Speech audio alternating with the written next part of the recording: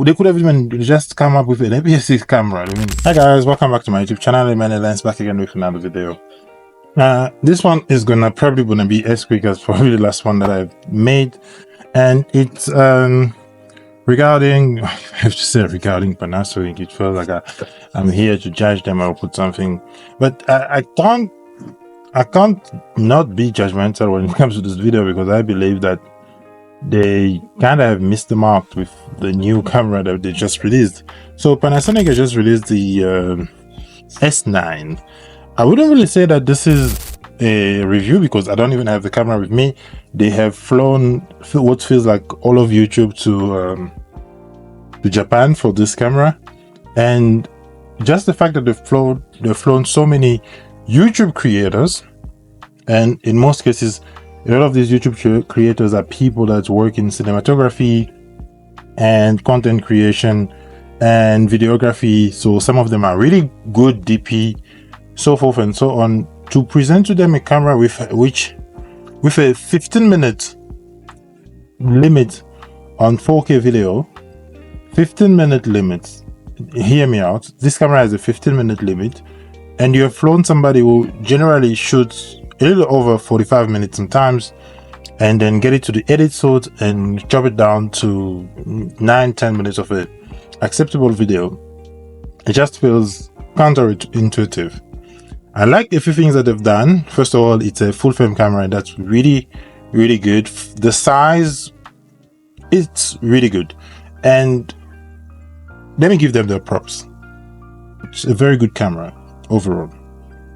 Very good sensor, 24 megapixel sensor, and shoots 4K, open gate, up to 30 frame in 10 bit, and it can also shoot 4K open gate up to 30 frame 422 10 bit.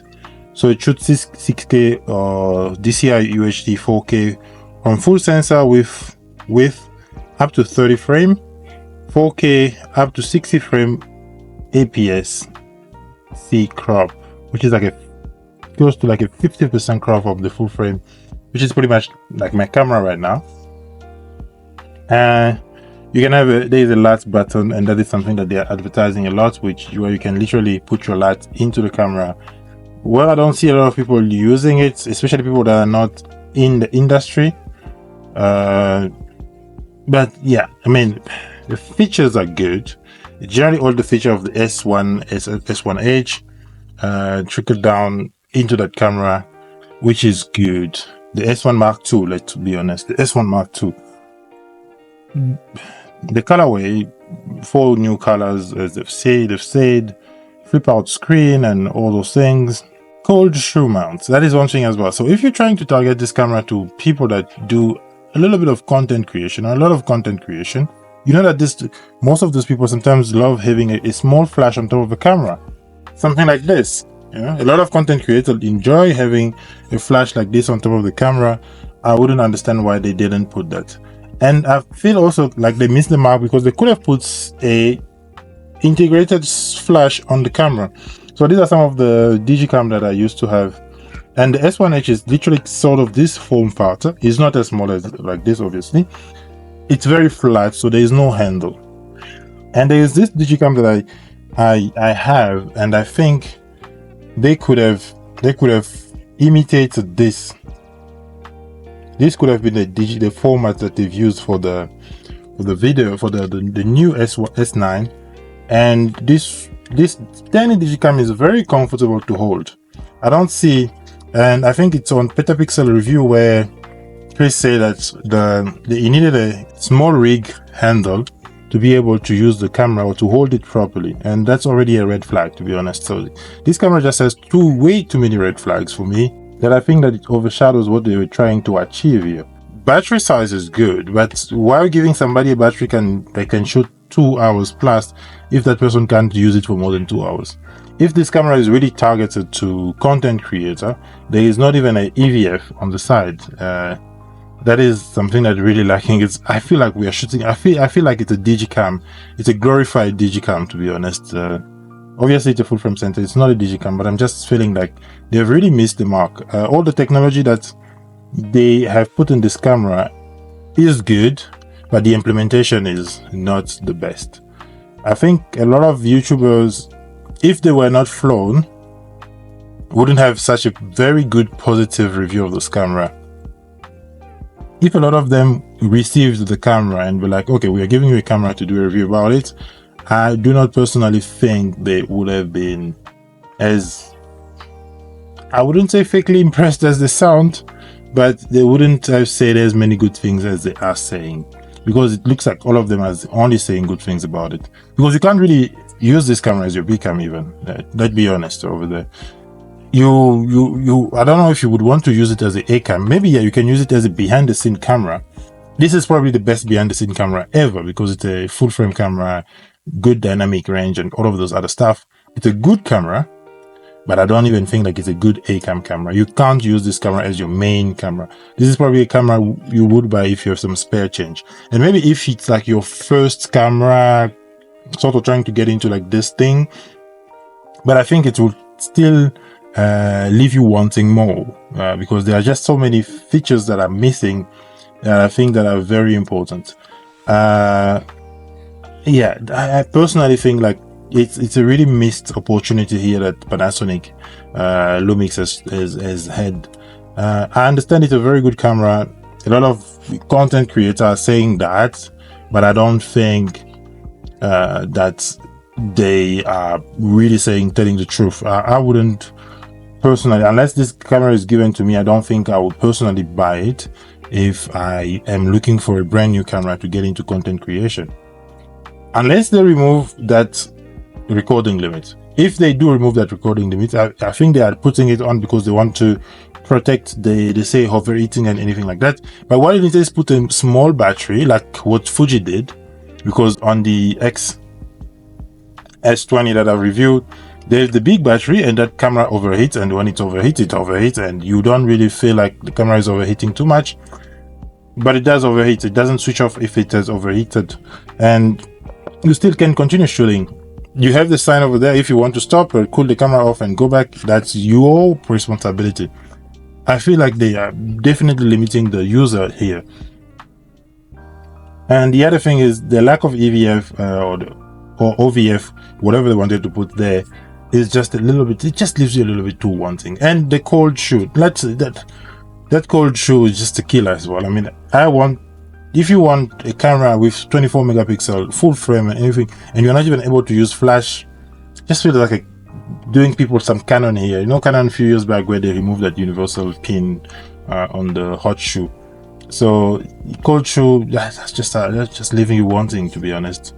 It's a very beautiful looking camera, but it's not ergonomic according to some of the review that I've seen so far. So some of those things just leaves you. They could have made it slightly bigger. I don't know why they really went on to like trying to make it as thin as they've made it. They could have made it slightly bigger, put a fixed lens over there. If they really wanted to compete and if they are trying to compete, they just put a fixed lens there, because that lens that they've released, f8, I don't know. I'm really struggling to understand it.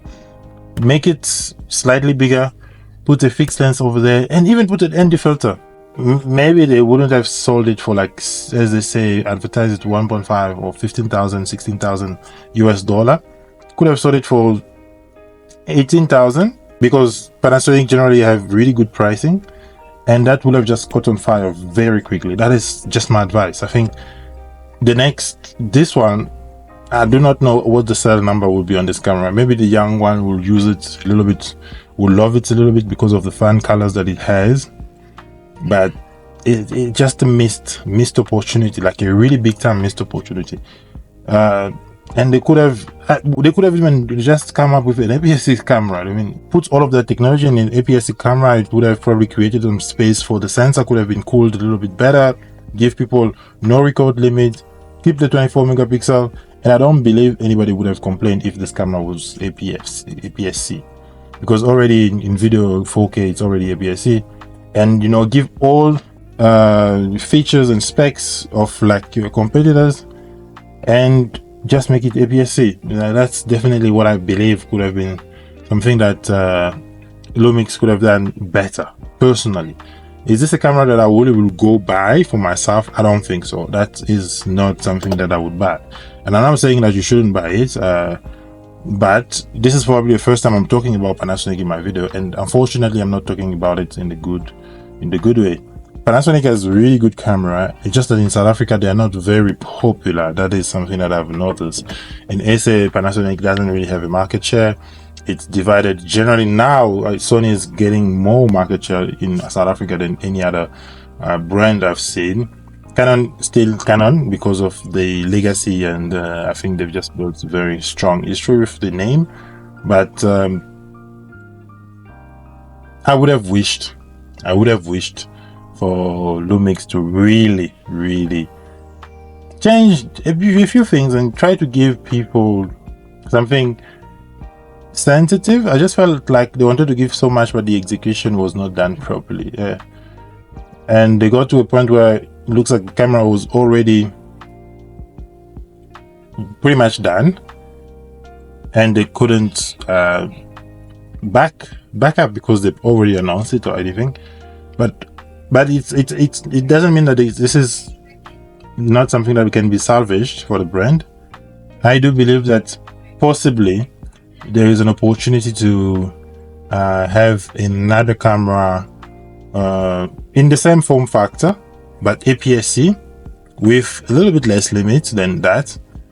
Puts everything back. Just make this camera APS-C, give us smaller lens, and that will definitely be, that is definitely gonna be a killer.